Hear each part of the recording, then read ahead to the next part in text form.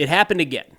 A group of Ukrainian soldiers surrendered, and once they were unarmed and unable to defend themselves, they were executed by Russian forces. And unfortunately, this is something that's happening more and more as this war drags on. Now, according to Ukrainian authorities, they say that at least 147 Ukrainian prisoners of war have been executed by Russian forces since the start of the full-scale invasion, 127 of them this year alone. 127 executions of Ukrainian POWs by Russian forces in 2024. That's wild. That is not a bug of the Russian military. That appears to be a feature, and we're going to get into that. But think about that number. We're talking about 10 times a month, twice a week, once every 3 days. An unarmed Ukrainian soldier is murdered in cold blood by Russian forces. Now, looking at this most recent incident here, Ivan Sekach, the press officer for Ukraine's 110th Separate Mechanized Brigade, said, quote, "There were 6 soldiers at the position. The area came under artillery fire. From their reports, we know that 2 service members were killed in the shelling. The remaining 4 were surrounded." And then drone footage and intercepted Russian communications indicate that those 4 were subsequently executed by Russian forces, shot at point-blank range after surrendering.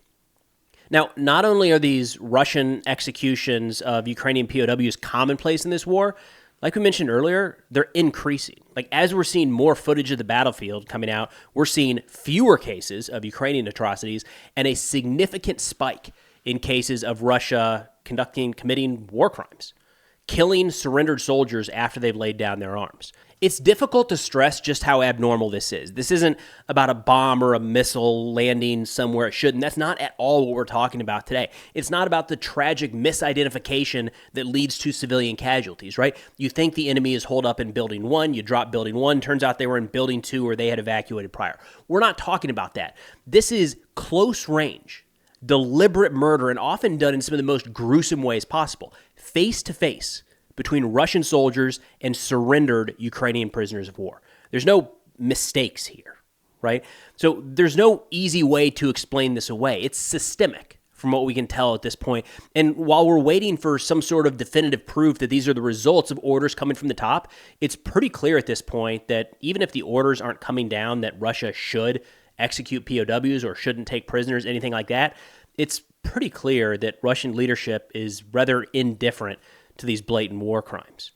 Now, a BBC article that just came out yesterday said, quote, "In October this year, 9 captured Ukrainian soldiers were reportedly shot dead by Russian forces in Kursk. Ukrainian prosecutors are investigating the case, including a photo showing half-naked bodies lying on the ground. The list of executions goes on. Ukrainian prosecutors are investigating reports of beheadings and a sword being used to kill a Ukrainian soldier with his hands tied behind his back. More on both of those here in a moment. In another instance, a video showed 16 Ukrainian soldiers apparently being lined up, then mowed down with automatic gunfire after emerging from a wood line to surrender." Rachel Denber, the deputy director of the Europe and Central Asia division at the Human Rights Watch, said, quote, "Executions became systematic from November last year and have continued throughout all of this year. Sadly, their number has been particularly on the rise this summer and autumn. This tells us that they are not isolated cases. They're happening across vast areas, and they have clear signs of being part of a policy. There is evidence that instructions to this effect are being used."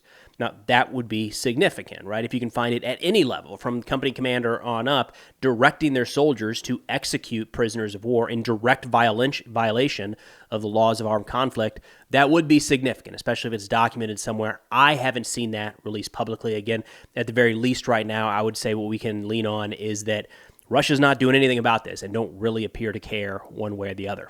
Denver added that there is no shortage of evidence supporting these allegations of Ukrainian POWs being executed, and she says that impunity plays a key part, and said the Russian army has some serious questions to answer. Quote, "What instructions do these units have, either formally or informally, from their commanders? Are their commanders being quite clear about what the Geneva Conventions say about the treatment of prisoners of war? What are Russian military commanders telling their units about their conduct? What steps is the chain of command taking to investigate these instances? And if higher-ups are not investigating or not taking steps to prevent that conduct, are they aware that they, too, are criminally liable and can be held accountable?" She says that so far there's been nothing to suggest that Russia is formally investigating any of these claims at all, any of them, regarded to the execution of Ukrainian prisoners of war.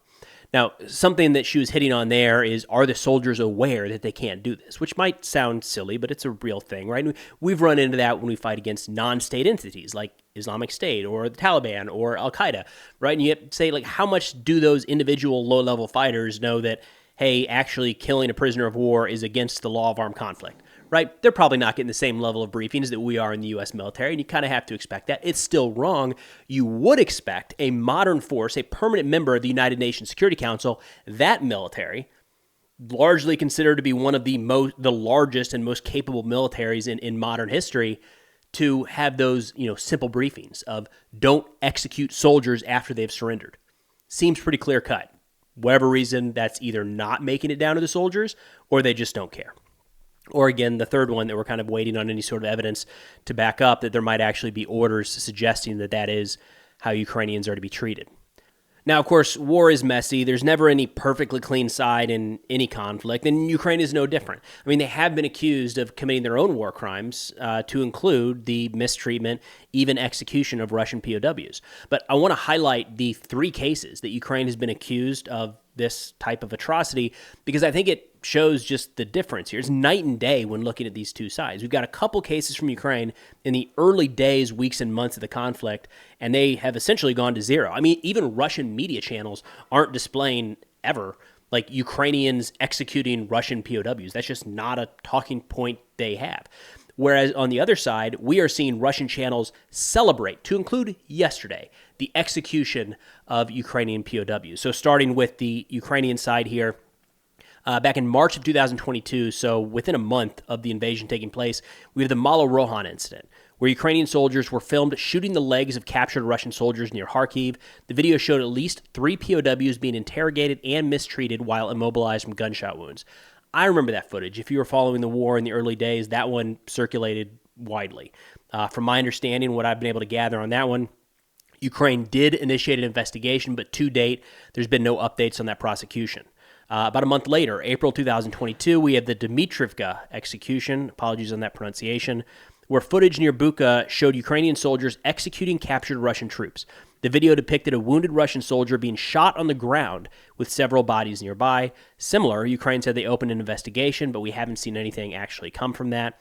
And then we have the Makivka surrender incident in November of 2022, another one that was circulated widely. I know Ryan Macbeth actually did a deep dive on this one, where videos showed Russian soldiers surrendering to Ukrainian forces, and after one Russian soldier opened fire on Ukrainian troops, the remaining POWs were killed. What happened is a handful of Russian soldiers were brought out of, it looked like a basement, laid out on the ground side by side, their weapons removed. As some Ukrainian soldiers were watching over them, other Russian soldiers came out, opened fire. In the gunfight that ensued, all of those POWs were killed. That event, by and large, was interpreted as a chaotic reaction rather than some sort of premeditated execution. So either way, top to bottom, across all of those, not good, right? We don't want to see that ever from any military in any theater. And I know how this goes. The next step is people are going to say, what about the United States? What about Abu Ghraib? What about Haditha? Or what about the Robert Bales Kandahar murders? Listen, I got it. All of those are bad. Some of those, at least, have been held accountable. I know it's not perfect, but it's something. But let's put this into perspective, right? We're talking about 127 cases of Russians executing Ukrainian POWs so far this year alone. So compare all you want to Ukraine, to the U.S. and Iraq and Afghanistan and Syria. What we're seeing right now, this scale, is unmatched in any modern military in at least the last 50 years. All right, and with that, we'll jump into some of the more recently documented Russian war crimes that are the execution of Ukrainian POWs. On October 10, 2024, 9 Ukrainian POWs were reportedly executed by Russian forces in Kursk. They say Ukrainian drone operators reportedly unexpectedly encountered Russian forces in what they perceived to be a rear area and came under Russian fire. Ukrainian drone operators facing limited ammunition were compelled to surrender, and Russian forces took them as prisoners of war. An image of the aftermath of the execution suggests that Russian forces disarmed, lined them up, stripped them down from their clothing, and shot the POWs, a clear indication of the premeditated nature of the executions. A video then released on October 1st of this year, 2024, showed Ukrainian soldiers emerging from a trench after being lined up before Russian troops opened fire, killing all 16 of them with automatic weapons. This occurred near Pokrovsk. Law enforcement officials said, quote, The published video shows Ukrainian armed forces soldiers who had been captured emerging from a wooded area under enemy control. After they lined up, the occupiers deliberately opened fire on them. And after this, based off the footage available, it looks like the Russian military moved through that grouping of Ukrainian POWs and shot at close range anyone who still showed signs of life. In September of 2024, in a particularly gruesome incident that was circulated far and wide across Telegram, Russian soldiers allegedly executed an unarmed Ukrainian POW with a sword inscribed with a message for Kursk. The body was found with the sword embedded in his chest and his hands bound. They say according to the amount of blood, the sword was likely driven into the soldier while he was still alive. And we have a video released in April of 2024 showing Russian troops shooting unarmed Ukrainian POWs in Kherson.